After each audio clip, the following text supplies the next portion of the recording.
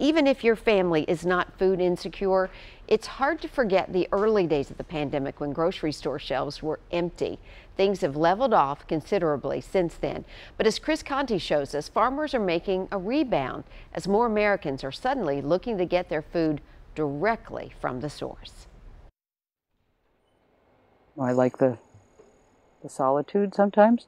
Like a fine wine fermenting over time, the cheese at Robinson Dairy Farm sits, sometimes for years. But Pam Robinson knows exactly when it's time for her wheels of cheese to make their debut.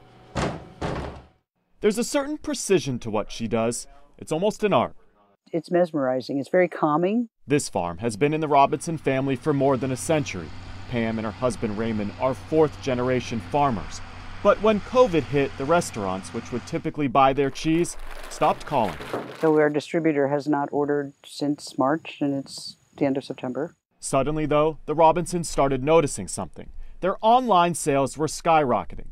Pam could hardly keep up with the amount of cheese she was packing and shipping to individual customers all over the country. Well, people aren't going out. They want things delivered to their door. There's a strong appetite across the country right now of people who are looking for fresh local food. But finding those farms and connecting to them isn't always easy.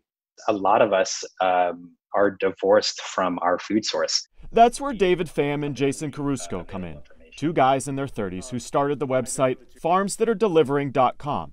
They've spent months creating a free online database where people all over the country can search for farms in their area that deliver. By going back to our food source, that's how we can really know what's in our food. The idea has taken off, not just with Americans ordering food, but with the farmers themselves. A lot of the farmers that we talk to, this is the part of the job that they don't like. It helps people find us. We're pretty busy people, so taking the time to marketing is sometimes challenging.